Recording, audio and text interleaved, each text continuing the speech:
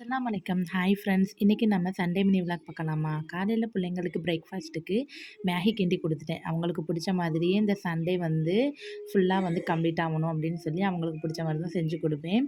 எனக்கு அப்பா மாமிக்கு 3 பேருக்கு கேப்பமாவு இருந்துச்சு. அதை வந்து இட்லி பாத்திரத்தில் மொத்தமாக வந்து அவிச்சிட்டேன்.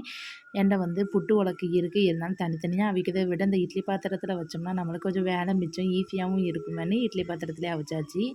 சூப்பராகவும் வந்துட்டு அந்த சூடாக இருக்கும்போதே சீனி தேங்காய் பூ போட்டு நான் அப்பாவுக்கு கொடுத்துட்டேன். ஏன்னா அந்த சூடாக போடும்போது இந்த சீனி நல்லா மெல்ட் ஆகிடும், சாப்பிடும்போதும் நல்லாயிருக்கும். அப்படி ஒரு பழத்தை வச்சு காலையில் பிரேக்ஃபாஸ்ட்டை கம்ப்ளீட் பண்ணியாச்சு எல்லாருமே. மத்தியானம் என்ன லஞ்சு செய்யலான்னு பிள்ளைங்கிட்ட தான் கேட்பேன். ஏன்னா சண்டே மட்டும்தான் நம்ம கூட ஃபேமிலியாக ஒன்று உட்காந்து சாப்பிடுவாங்க. அவங்களுக்கு பிடிச்ச மாதிரி செஞ்சு கொடுத்தோன்னா அவங்களுக்கும் கொஞ்சம் ஹாப்பியாக இருக்கும். இன்றைக்கி என்ன செய்யலான்னு பார்க்கும்போது என் சின்ன பொண்ணு கேட்டாங்க தேங்காய் சோறு வேணும்னு. எங்களுக்கு பிடிச்ச மாதிரியே தேங்காவை நல்லா மையாக அரைச்சி பானை எடுத்து வச்சாச்சு. வீட்டில் இருக்கக்கூடிய நார்மல் அரிசியில் தான் இன்றைக்கி எப்போவுமே வந்து தேங்காய் சோறு வந்து பொங்குவோம். இந்த தேங்காய் பால் எடுத்து சாதம் வந்து பொங்கும்போது ரொம்பவே மணமாகவும் இருக்கும், டேஸ்ட்டாகவும் இருக்கும். இதுக்கு வந்து நான் கோழி வந்து எடுத்திருக்கேன். சிக்கன் சால்னா வந்து வச்சிடலாமன்ட்டு. பையன் வந்து எப்போவுமே வந்து 1 வீக் வந்து ரோஸ்ட் வச்சு கேட்பாங்க. மறுவாரம் வந்து எப்படியும் சிக்கன் 65 கேட்பாங்க. நான் வந்து ஒரே வக்கில் வறுத்து கொடுக்க மாட்டேன் அப்படின்னு சொன்னேன் பையன்கிட்ட.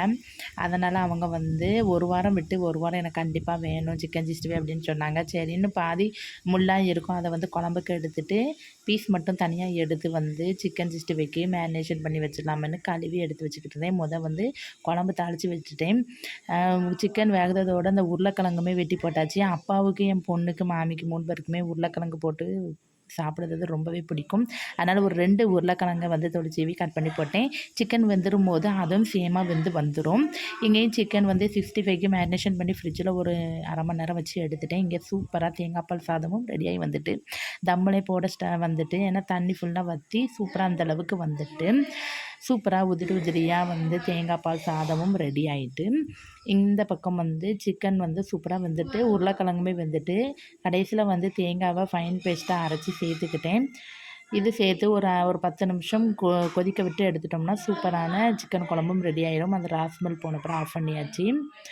பிள்ளைக்கு வந்து வயிறு பசிக்க ஆரம்பிச்சிட்டு சரி இனிமேல் வந்து லேட் பண்ண வேண்டாம் அப்படின்னு சொல்லி சிக்கன் 65 பொரிக்க ஸ்டார்ட் பண்ணியாச்சு. சூப்பராக வந்து மசாலாலாம் உதிராமல் சூப்பராக வந்து உப்பு உரப்பு எல்லாமே கரெக்டாக வந்து பிடிச்சிருந்துச்சு. சிக்கன் 65 ரொம்பவே டேஸ்ட்டாக இருந்துச்சு. பிள்ளைங்களும் வயிறு பசிக்குன்னு சொன்னாங்க. சரி அவங்களுக்கு சாப்பாடு போட்டு கொடுத்துடலாமான்னு சாப்பாடும் போட்டு கொடுத்தாச்சு. சண்டே வந்து இதான் நம்ம வீட்டில் ஸ்பெஷல். பிள்ளைங்களுக்கு பிடிச்ச மாதிரி செஞ்சு கொடுத்தாச்சு. நீங்கள் வந்து சண்டே பிள்ளைங்களுடைய விருப்பத்துக்கு நீங்கள் சமைப்பீங்களா, இல்லை உங்களுக்கு பிடிச்சது செஞ்சு கொடுப்பீங்களா? மறக்காமல் என்னுடைய ஷேர் பண்ணுங்கள், கமெண்ட்ஸ் பண்ணுங்கள். ஓகே, பாய்.